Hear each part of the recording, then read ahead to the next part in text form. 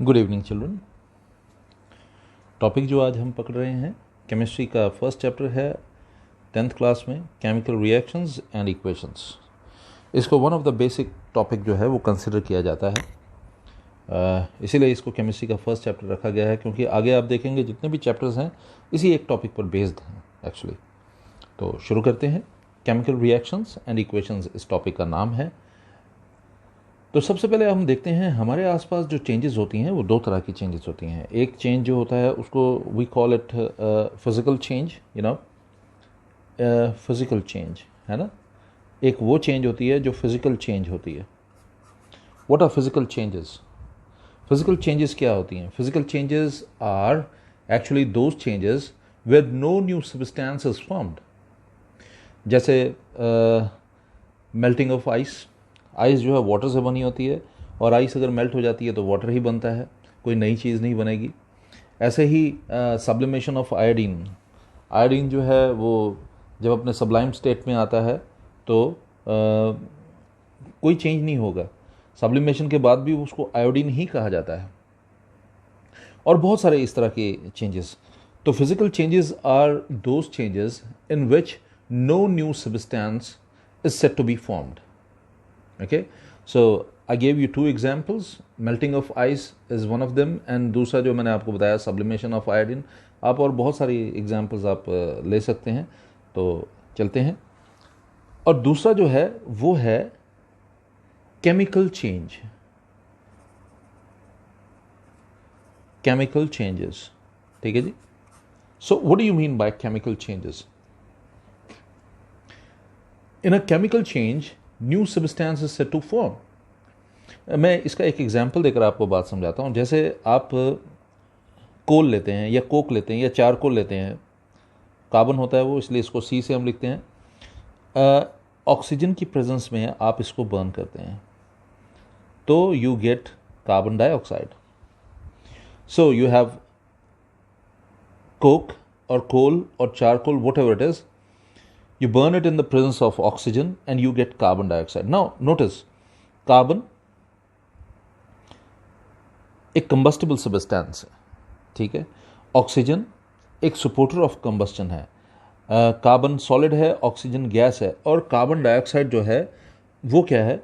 वो एक ऐसी गैस है जो which is neither combustible nor supporter of combustion. ना तो वो खुद कंबस्टिबल सब्सटेंस है, ना ही वो कंबस्टन को सपोर्ट करती है। So we have carbon, oxygen and carbon dioxide. Carbon burns in the presence of oxygen, या कोल बर्न्स या coke burns in the presence of oxygen to give carbon dioxide. Carbon is a combustible substance, oxygen is supporter of combustion, and what about carbon dioxide? It is neither a combustible substance nor a supporter of combustion. थोड़ा सा और आगे बढ़ते हैं। ये है chemical changes जिनके बारे में मैं बात कर रहा था। तो whenever a chemical change occur, chemical reaction is said to be taking place। तो chemical reactions जो हैं, chemical reactions जो हैं, they occur with a chemical change। Chemical change के साथ ही केमिकल रिएक्शन होती हैं, या आप कह सकते हैं केमिकल रिएक्शंस के साथ केमिकल चेंज होती है। तो there are two types of changes around us, physical changes और chemical changes. Physical changes are those changes when no new substance is said to form. For example, I give you two examples, melting of ice और sublimation of iodine, lighting of bulb, so many examples। Okay, so and what about chemical changes? Chemical changes are those changes where new substances with new properties are formed। okay, तो आप देखेंगे नए substance की formation हुई और उसकी नई तरह की प्रॉपर्टीज़ होंगी। जैसे यहाँ पर कार्बन डाइऑक्साइड, कार्बन और ऑक्सीजन दोनों से नहीं इसकी प्रॉपर्टी मिलती, ये कम्प्लीटली नए तरह का सब्सटेंस है जिसकी नए तरह की प्रॉपर्टीज़ हैं। और बहुत सारे एग्जाम्पल्स आप दे सकते हैं। For example, sharing of milk है ना, मिल्क जो है खट्टा हो जाता है। Okay, rusting of iron, fermentation of fruit, okay, cooking, digestion of food, respiration, photosynthesis. There are so many chemical changes, And what happens in a chemical change? New substances with new properties are formed. Okay, तो चलते हैं. तो अब मैं chemical reactions के बारे में बता रहा था. Chemical reactions, whenever chemical changes occur, it shows that there might be some chemical reaction has taken place. ठीक है, तो चलते हैं. Chemical reaction जो है वो further आप 4 तरह के chemical reactions को पढ़ने जा रहे हैं. सबसे पहला जो है वो है combination reaction. Okay, combination reaction, ये सबसे पहला है combination reaction. दूसरा जो है उसको हम बोलते हैं, we call it decomposition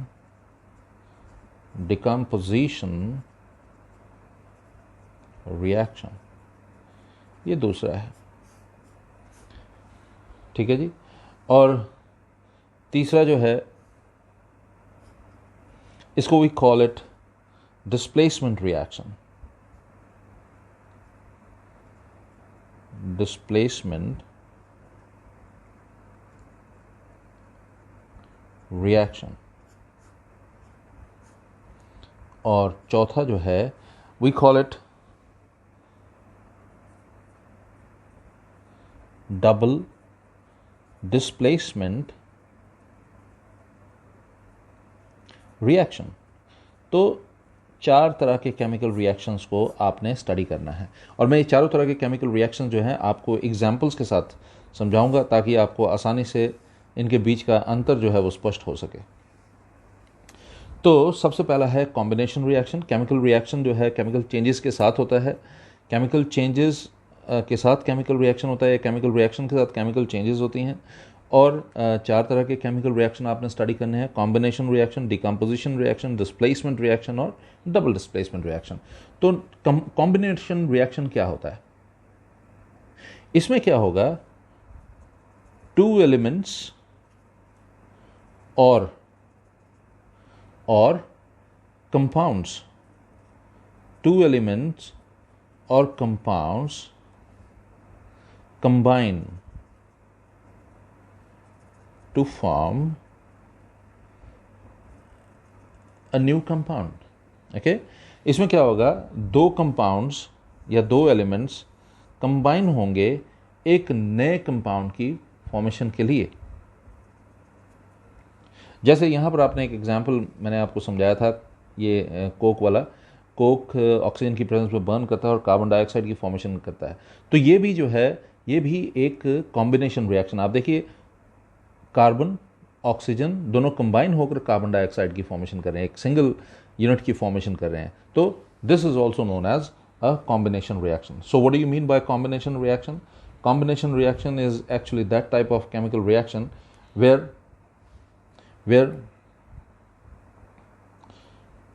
2 elements combine together, or 2 compounds combine together to form a new compound. So there are so many examples. एक सबसे पॉपुलर एग्जाम्पल तो मैंने आपको दे दिया, और देखिए बहुत सारे हो सकते हैं. मैग्नीशियम रिबन को जब बर्न किया जाता है ऑक्सीजन में तो ये मैग्नीशियम ऑक्साइड की फॉर्मेशन करता है. तो अब देखिए ये बैलेंस्ड नहीं है. मैग्नीशियम अकेला है, ऑक्सीजन 2 है. यहाँ पर 1 मैग्नीशियम और 2 ऑक्सीजन है, यहाँ पर 1 मैग्नीशियम और 1 ही ऑक्सीजन है. तो अगर मैं ऑक्सीजन इस मैग्नीशियम के आगे 2 लगा दूँ और इसके आगे 2 लगा दूँ तो यहाँ पर देखिए 2 मैग्नीशियम और 2 ऑक्सीजन हो गए, 2 ऑक्सीजन और 2 मैग्नीशियम. ठीक है, थोड़ा सा और आगे चलते हैं. Calcium oxide plus water. Calcium oxide को मैं आपको बता दूं, इसको क्विक लाइम भी कहा जाता है. It is also known as quick lime. So quick lime को जब वाटर के साथ, क्विक लाइम सॉलिड फॉर्म में होता है, ये आपको पता होना चाहिए, और वाटर जो है वो लिक्विड फॉर्म में है. दोनों जो हैं वो कंबाइन होते हैं और ये एक एक्सोथर्मिक रिएक्शन है. कैल्शियम हाइड्रोक्साइड की फॉर्मेशन होती है, साथ में हीट रिलीज होती है. That is why it is known as exothermic reaction. आपको पता होगा एक्सोथर्मिक और एंडोथर्मिक 2 तरह के रिएक्शंस होते हैं. एंडोथर्मिक में आपको हीट सप्लाई करनी पड़ती है, एक्सोथर्मिक में आपको रिएक्शन में हीट मिलती है, लिबरेट होती है. ठीक है, चलते हैं और एग्जाम्पल देखते हैं. जैसे सपोज करिए नाइट्रोजन है, नाइट्रोजन और हाइड्रोजन ठीक है, कंबाइन होते हैं और अमोनिया की फॉर्मेशन करते हैं। लेकिन आप ज़रा देखिए, यहाँ पर 2 हाइड्रोजन है, यहाँ पर 3 हाइड्रोजन है, यहाँ पर 2 नाइट्रोजन है, यहाँ पर 1 नाइट्रोजन है। अगर मैं इस नाइट्रोजन के आगे 2 लगा दूँ तो ये नाइट्रोजन 2 हो गए, यहाँ पर भी 2 हो गए, लेकिन यहाँ पर हाइड्रोजन 6 हो गए, 2 3 6 है ना। तो इसको बैलेंस करने के लिए मैं इसके आगे 3 लगा देता हूँ, सो ये बैलेंस हो गया। तो अभी आपने क्या पढ़ा, you studied combination reaction. In combination reaction 2 elements और 2 compounds combine together to form a new compound. So I gave you an example over here, carbon और ऑक्सीजन का एग्जाम्पल, और यहाँ पर मैं आपको दे रहा हूँ एक मैग्नीशियम रिबन को जब आप बर्न करते हैं ऑक्सीजन की प्रेजेंस में तो वो आपको मैग्नीशियम ऑक्साइड देता है, साथ में आपको मिलता है कैल्शियम ऑक्साइड प्लस वाटर। थोड़ा सा और आगे बढ़ते हैं। अब हम बात करते हैं डिकम्पोजिशन रिएक्शन की। डिकम्पोजिशन रिएक्शन क्या होता है? तो डिकम्पोजिशन रिएक्शन में क्या होता है, ये आप कह सकते हैं कि इससे उल्टा है। यहाँ पर एक कंपाउंड, वन कंपाउंड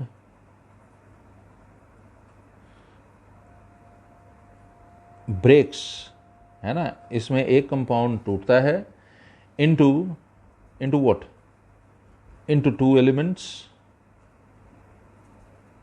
और compounds. So in decomposition reaction, one compound breaks to form 2 elements or compounds. इसमें 2 elements या compounds की formation होती है। तो इसकी बहुत सारे एग्जाम्पल आप दे सकते हैं। एक बहुत ही पॉपुलर इसका एग्जाम्पल है कैल्शियम कार्बोनेट का। कैल्शियम कार्बोनेट, ठीक है जी। कैल्शियम कार्बोनेट सॉलिड फॉर्म में आप इसको हीट करते हैं। जब आप इसे हीट करते हैं तो आपको मिलता है कैल्शियम ऑक्साइड सॉलिड फॉर्म में, और साथ में आपको मिलता है कार्बन डाइऑक्साइड गैसियस फॉर्म में।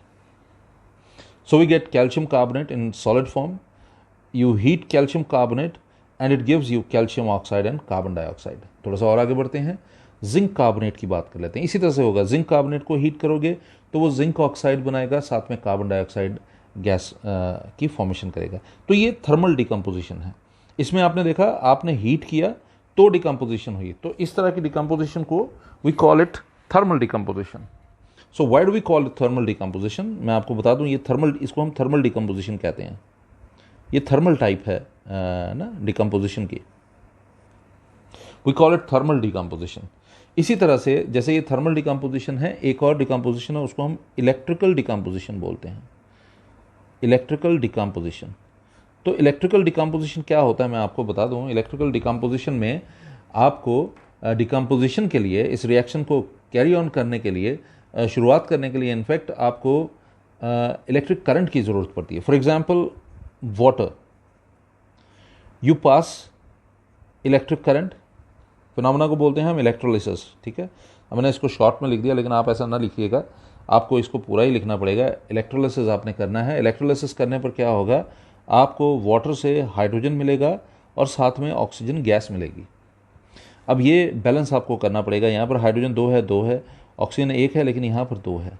तो अब आप क्या कर सकते हैं, इसके आगे 2 लगा दीजिए, ऑक्सीजन 2 हो गए लेकिन हाइड्रोजन 4 हो गए, तो इसको बैलेंस आप इस तरह से कर सकते हैं। तो आप देखें, वाटर की इलेक्ट्रोलिसिस करने पर आपको क्या मिलता है, हाइड्रोजन गैस मिलती है और साथ में ऑक्सीजन गैस मिलती है। थोड़ा सा और आगे चलते हैं, फोटोकेमिकल रिएक्शंस की बात करते हैं, ठीक है। ये भी एक टाइप है, इसको हम क्या बोलते हैं, we call it photochemical decomposition. Photochemical decomposition क्या होता है? फोटोकेमिकल डिकम्पोजिशन में क्या होता है, एक आपको याद होगा, पुराने जो कैमरा हुआ करते थे उनमें अगर गलती से भी उसके पीछे एक बॉक्स होता था, डार्क बॉक्स बोलते थे उसको, वो अगर खुल जाता था तो पूरी फोटोज जो थी वो डैमेज हो जाती थी। उसका रीज़न ये होता था, उस जो रोल होता था उसके ऊपर एक केमिकल की कोटिंग होती थी जो फोटो सेंसिटिव केमिकल होता था। जैसे ही वो लाइट के सामने आता था, उसको एक्सपोज किया जाता था, तो वैसे ही क्या होता था, रिएक्शन होती थी, वो डिकम्पोज हो जाता था। ऐसे ही होता है फोटोकेमिकल डिकम्पोजिशन। इसमें क्या होता है, सपोज करिए सिल्वर क्लोराइड एक फोटो सेंसिटिव केमिकल है, आप इसको सनलाइट में लाएंगे। जैसे ही आप सनलाइट में लाएंगे, ये सॉलिड है, आपको पता होगा सॉल्ट है, ये silver chloride, silver bromide, silver iodide, ये सॉल्ट्स हैं। ये सारे सॉल्ट्स जो हैं ये सनलाइट मतलब इनको हम बोलते हैं फोटो सेंसिटिव है। फोटो सेंसिटिव मतलब लाइट को लेकर ये बड़े ज़्यादा सेंसिटिव हैं। तो जैसे ही सिल्वर क्लोराइड को सनलाइट के सामने लाते हैं, आपको सिल्वर मिलता है, साथ में आपको मिलता है chlorine gas. Silver obviously solid form में होगा, क्लोरीन गैस ऑब्वियसली। अब इसको आपको क्या करना है, you have to balance it. तो देखिए क्लोरीन यहाँ पर 2 है, यहाँ पर क्लोरीन 1 है, मैं इसके आगे 2 लगा देता हूँ, तो क्लोरीन हो गया 2 और साथ में सिल्वर भी 2 हो गया, तो आप सिल्वर के आगे भी आपको 2 लगाना पड़ेगा। तो इस तरह से आप इसकी बैलेंसिंग जो है बड़े आराम से कर सकते हैं। तो अभी अभी आपने पढ़ा कॉम्बिनेशन रिएक्शन। कॉम्बिनेशन रिएक्शन जिसमें 2 एलिमेंट्स या 2 कंपाउंड्स कंबाइन होते हैं नए कंपाउंड के फॉर्मेशन के लिए। अब आपने पढ़ा डिकम्पोजिशन रिएक्शन, जिसमें एक कंपाउंड टूट कर 2 या 2 से ज़्यादा एलिमेंट्स या कंपाउंड्स में टूट के बन जाता है। तो इसमें टाइप है डिकम्पोजिशन रिएक्शन की। पहली टाइप है थर्मल रिएक्शन। थर्मल रिएक्शन में या थर्मल डिकम्पोजिशन रिएक्शन जिसमें हीट करने पर डिकम्पोजिशन होता है। जैसे यहाँ पर कैल्शियम कार्बोनेट का एग्जांपल दिया, और मैंने आपको एक और बताया था जिंक कार्बोनेट का। आप उसमें भी ऐसा कर सकते हैं। अगर कैल्शियम कार्बोनेट को हीट करेंगे, कैल्शियम ऑक्साइड और कार्बन डाइऑक्साइड बनेगा, और अगर आप जिंक कार्बोनेट लेते उसको हीट करते तो जिंक ऑक्साइड और कार्बन डाइऑक्साइड बनता है। Zinc oxide solid, carbon dioxide gaseous form में। ऐसे ही इलेक्ट्रिकल डिकम्पोजिशन होता है। इलेक्ट्रिकल डिकम्पोजिशन में आप वाटर है, उसमें से इलेक्ट्रिक करंट अगर आप पास करते हैं, इस फिनोमेना को बोलते हैं इलेक्ट्रोलिसिस। तो हाइड्रोजन गैस बनती है और ऑक्सीजन गैस बनती है। Photochemical decomposition. फोटोकेमिकल डिकम्पोजिशन में क्या होता है, जैसे यहाँ पर आपने देखा सिल्वर क्लोराइड है, सनलाइट की प्रेजेंस में सिल्वर क्लोराइड जो है वो सिल्वर और क्लोरीन गैस में बढ़ जाएंगे। सिल्वर सॉलिड फॉर्म में, क्लोरीन गैस जो है वो गैसियस फॉर्म में। तो चलते हैं आगे। आगे हम बात करते हैं डिस्प्लेसमेंट रिएक्शन की। डिस्प्लेसमेंट रिएक्शन, सॉरी लाइट चली गई है, लेकिन चलिए। डिस्प्लेसमेंट रिएक्शन में क्या होता है, इसमें more reactive element, more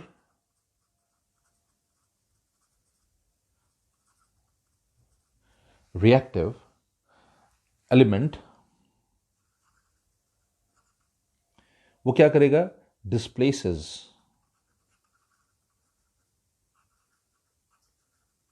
less reactive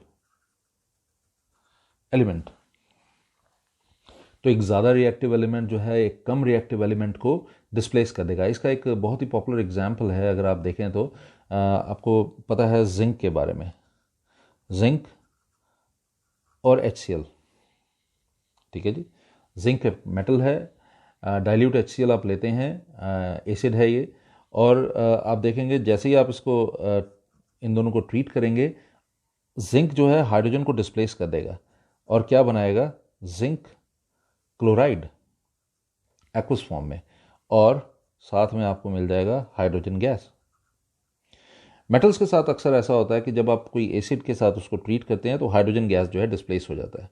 एक और एग्जांपल देखते हैं, ये बहुत पॉपुलर एग्जांपल है। आयरन लेते हैं आप, आयरन नेल, इसको कॉपर सल्फेट के सोल्यूशन में आप डिप करके रखते हैं। आयरन नेल आप लेते हैं, ओके, आप इसको कॉपर सल्फेट के सोल्यूशन में डिप करके रखते हैं, तो आप देखेंगे कि आयरन जो है ये कॉपर को डिस्प्लेस कर देगा और आयरन सल्फेट की फॉर्मेशन करेगा, जिसको हम फेरस सल्फेट भी कहते हैं, ठीक है। फेरस सल्फेट की फॉर्मेशन होगी FeSO4 प्लस, मैंने आपको बताया हाइड्रोजन गैस, सॉरी कॉपर बच गया था, आई एम रियली सॉरी, यहाँ पर कॉपर बच गया। आयरन ने कॉपर को डिस्प्लेस कर दिया तो कॉपर बचा, मैंने गलती से यहाँ पर हाइड्रोजन लिख दिया। तो आयरन कॉपर को डिस्प्लेस करके आयरन सल्फेट या फेरस सल्फेट इसको बोलते हैं, उसकी फॉर्मेशन करेगा और कॉपर जो है वो डिस्प्लेस हो जाएगा। इस तरह से आप बहुत सारे एग्जाम्पल्स इसमें दे सकते हैं। एक और बड़ी पॉपुलर एग्जाम्पल है, जैसे क्लोरीन गैस आप लेते हैं, पोटेशियम ब्रोमाइड, ओके। क्लोरीन ज़्यादा सेंसिटिव है ब्रोमीन से, रिएक्टिव है ब्रोमीन से, तो ये क्या करेगी, ब्रोमीन को डिस्प्लेस कर देगी।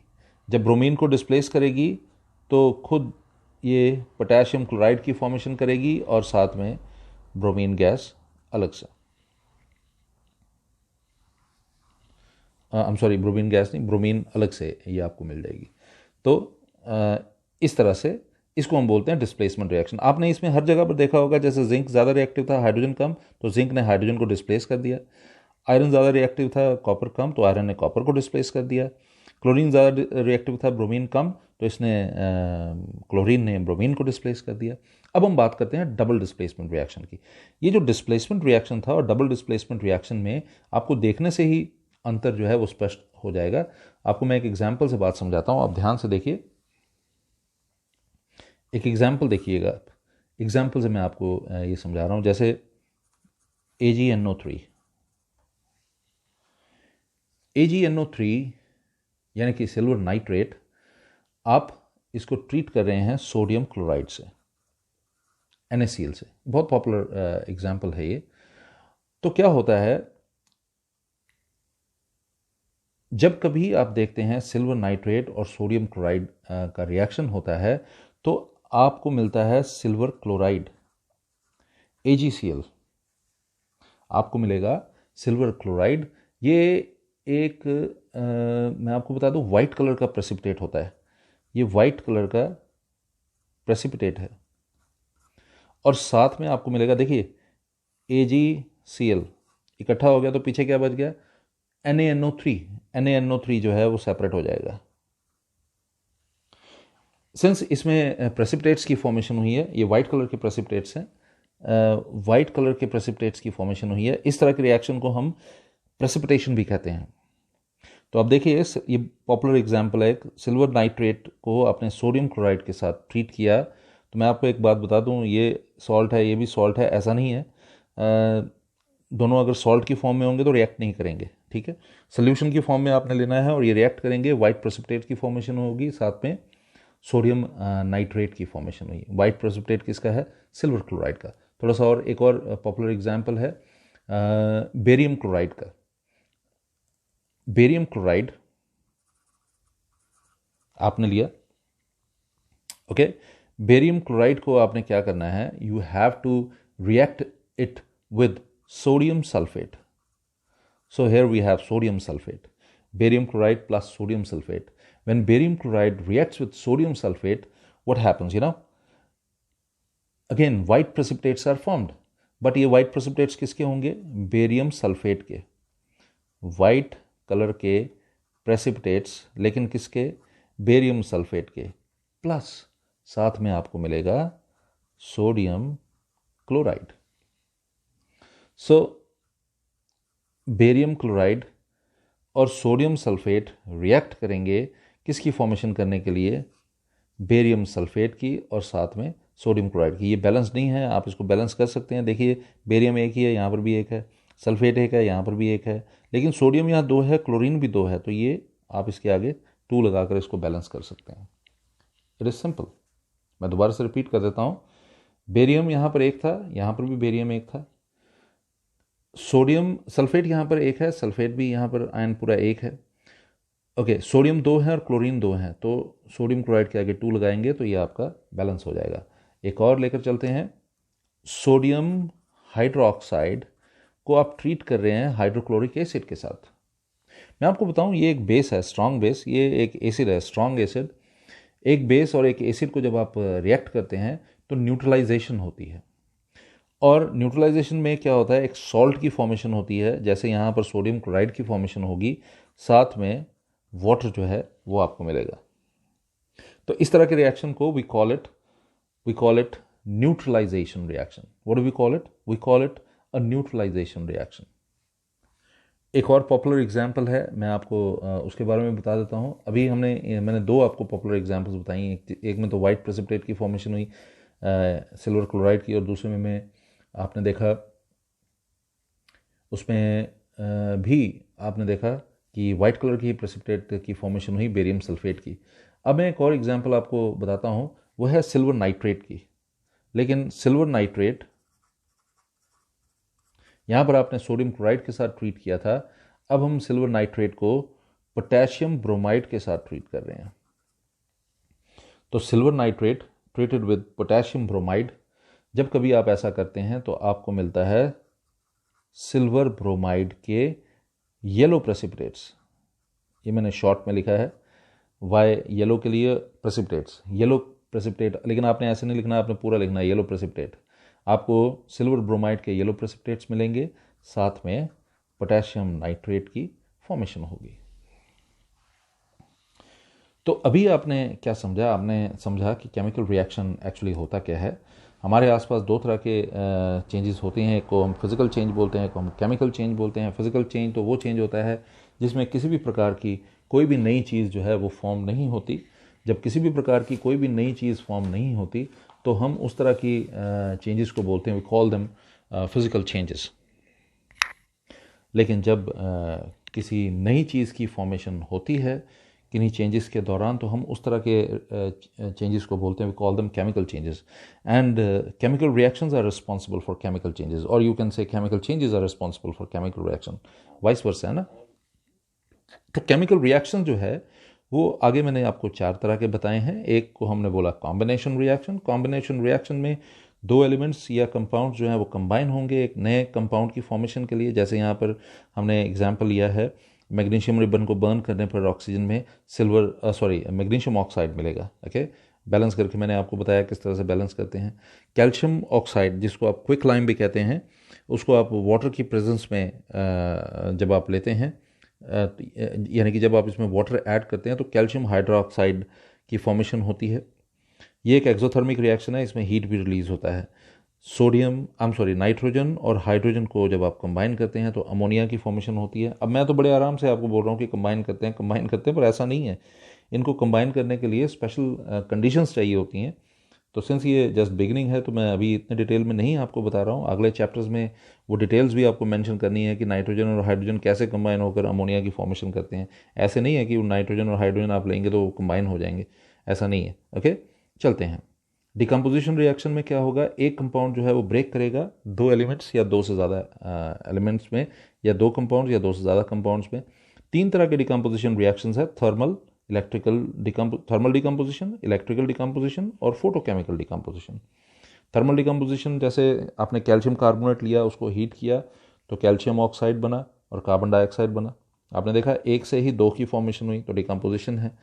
करंट के पास करने पर वाटर में से जब आपने इलेक्ट्रोलिसिस किया, ये शॉर्ट फॉर्म में मैंने लिखा है, ये इलेक्ट्रोलिसिस का मैंने शॉर्ट फॉर्म लिखा, लेकिन आपने पूरा लिखना है यहाँ पर। वाटर इलेक्ट्रोलिसिस जब आपने किया तो हाइड्रोजन गैस मिला और साथ में ऑक्सीजन गैस। फोटोकेमिकल रिएक्शन में क्या होता है, डिकम्पोजिशन रिएक्शन में एक आपको केमिकल दिया होता है, उसको सनलाइट की प्रेजेंस में जैसे ही आप रखते हैं वो दो पार्ट्स में बढ़ जाता है, जैसे यहाँ पर हुआ सिल्वर क्लोराइड सनलाइट की प्रेजेंस में it changed into silver and chlorine, silver solid form में और क्लोरीन गैशियस फॉर्म में। ऐसे ही डिस्प्लेसमेंट रिएक्शन था जिसमें ज़्यादा रिएक्टिव एलिमेंट ने कम रिएक्टिव एलिमेंट को डिस्प्लेस कर दिया। जैसे जिंक ने हाइड्रोजन को डिस्प्लेस किया, हाइड्रोजन गैस की फॉर्मेशन हुई, जिंक क्लोराइड की फॉर्मेशन हुई। आयरन ने कॉपर को डिस्प्लेस किया, आयरन सल्फेट या फेरस सल्फेट की फॉर्मेशन हुई, साथ में कॉपर की फॉर्मेशन हुई। क्लोरीन ने ब्रोमीन को डिस्प्लेस किया तो पोटेशियम क्लोराइड बना, साथ में ब्रोमीन गैस बनी। इसी तरह से यहाँ पर दूसरा था डबल डिस्प्लेसमेंट रिएक्शन। तो डबल डिस्प्लेसमेंट रिएक्शन में आपने देखा यहाँ पर एक एलिमेंट है और एक कंपाउंड है, लेकिन यहाँ पर दोनों कंपाउंड्स हैं। ओके, तो यहाँ पर आप एक चीज़ नोटिस करेंगे, जब आप इसकी बात करेंगे डबल डिस्प्लेसमेंट रिएक्शन की, तो यहाँ पर क्या होगा, two compounds exchange their ions to form new compounds. Okay, यहाँ पर two compounds exchange their ions to form a new compound। ठीक है जी, एक नए कंपाउंड की फॉर्मेशन के लिए दो कंपाउंड्स जो हैं वो मेहनत करेंगे। जैसे यहाँ पर सिल्वर नाइट्रेट है और साथ में पोटेशियम ब्रोमाइड है, तो सिल्वर की एफिनिटी ब्रोमीन के साथ ज़्यादा है, तो ये सिल्वर ब्रोमाइड की फॉर्मेशन करेगा येलो प्रेसिपिटेट्स में, और पोटेशियम और ये नाइट्रेट आयन जो है ये पोटेशियम नाइट्रेट की फॉर्मेशन करेंगे। ऐसे ही सिल्वर नाइट्रेट और सोडियम क्लोराइड लेंगे, उसमें भी ऐसा ही होगा, लेकिन यहाँ पर सिल्वर क्लोराइड का वाइट प्रेसिपिटेट्स की फॉर्मेशन होगी। बेरियम क्लोराइड और सोडियम सल्फेट लेंगे, बेरियम सल्फेट वाइट प्रेसिपिटेट्स, और इस तरह से आप देखेंगे इम्पॉर्टेंट टॉपिक था। मैंने कोशिश की कि आपको आसानी से समझ आ जाए और कुछ एग्जाम्पल्स के साथ मैंने आपको समझाया। आज का दिन बहुत अजीब सा था। मैंने पहले भी 2 बार ट्राई की थी वीडियो बनाकर अपलोड करने की, पहले अपलोड नहीं हो रहा था। मैंने देखा वो वीडियो जो था बहुत ज़्यादा 4 GB का था वो, तो मुझे उसको डिलीट करके फिर से बनाना पड़ा और वो फिर से नहीं अपलोड हुआ। तो अब ये मैं तीसरा एफर्ट कर रहा हूँ। बहुत लेट हो चुका हूँ, लेकिन फिर भी करना आज ज़रूरी था। एक टारगेट था जिसको मुझे अचीव करना था। मैं हमेशा ऐसे ही करता हूँ, आप भी ऐसा ही किया कीजिए।